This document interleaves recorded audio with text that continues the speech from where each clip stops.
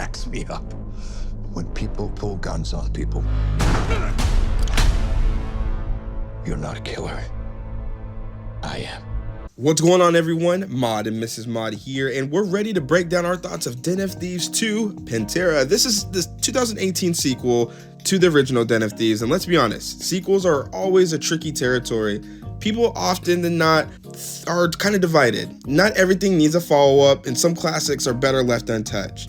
And I thought this was kind of the realm that this movie was going to go into. So I think everyone's going to be kind of divided here. Personally, I love a good continuation or a side quest, but I'm not sure this one really builds on the original or takes us completely somewhere new.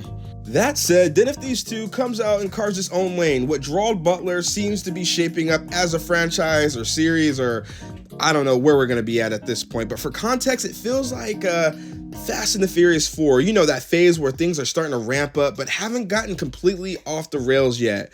And I know I use that as my bar, but we're going to use the meter of, you know, when things start ground level and then get outrageous like the French series has gotten at this point. The first movie had room for some small leaps of faith, but now we're entering into territory where you got to adjust your expectations. This time around, O'Shea Jackson Jr. takes the lead as Donnie. Shout out to O'Shea. Quick spoiler alert from the first movie, Donnie escapes with the cash and now is overseas doing bigger, bolder jobs all over the place.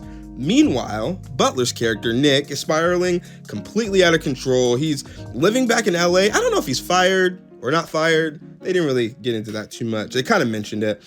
He can't really live with his failures overall, though. That's what he's trying to get his point across. And somehow he gets wind of an international heist that literally screams Donnie. And because he's essentially a human hound with unlimited jurisdiction, he goes ahead and tracks Donnie down, and that's where we get that cop and thief dynamic at that point. And then essentially, yeah, when they do connect, that's when you get that turning point, and that's always an interesting dynamic. But here's the thing, Butler and Jackson, I mean, they're great together. Their chemistry, it carries the movie, but honestly, it feels like a two-man show all the way through. The supporting characters, something that I actually did enjoy in the first one, barely there. There's a big shift from the ensemble vibe of the first, and then it kind of hurts the story just a tad bit here. Now, Mod says that the two-man character story kind of hurts this movie, but I get where he's coming from, but I actually feel like in this scenario, it worked. Because in the first one, you know, he's trying to track down, who's it, like Merriman or whatever his name was.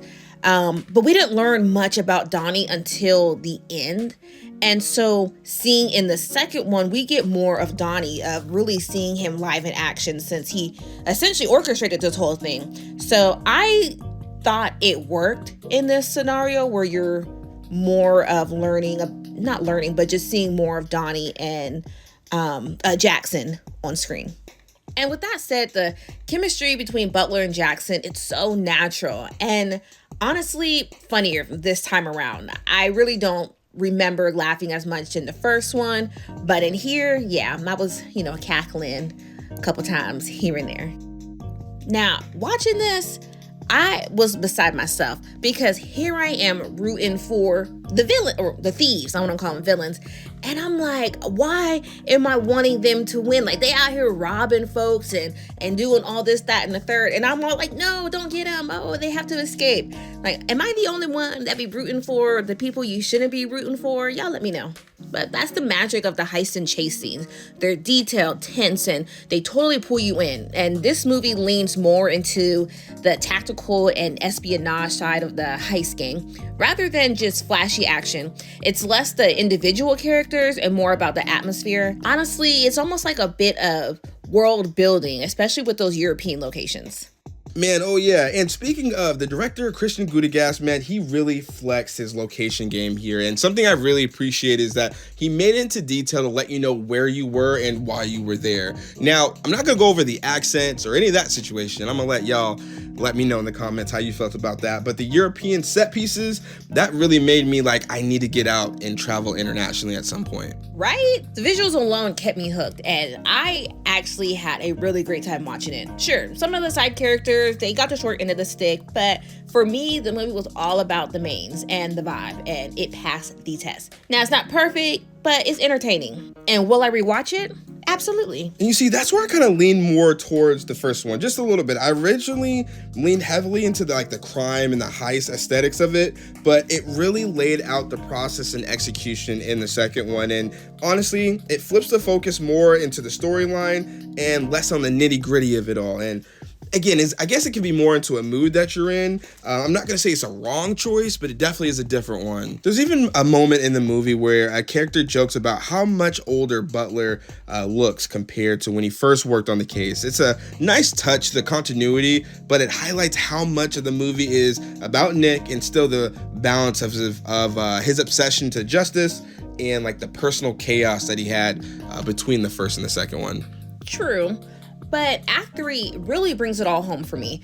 That's where the juice is. Sure, there's less character development for the side crew, and that's a drawback, but the heist itself, totally worth it.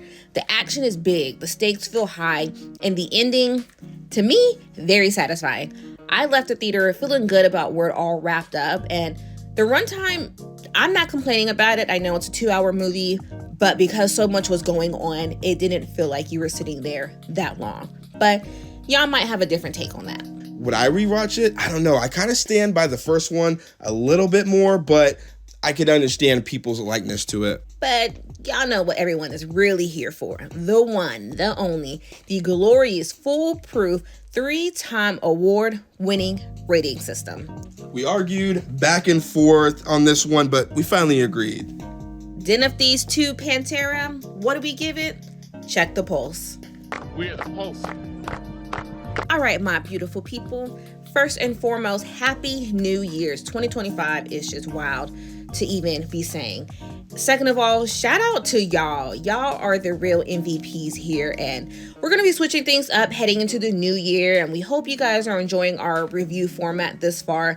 We know we got plenty of things to do, so we're trying to keep it quick and easy, short and sweet, mostly sweet, of course. And as always, the best way to show your support is hitting that like button, smashing the subscribe. We are almost at 300 subbies, y'all, and I'm proud of where we have gotten this far.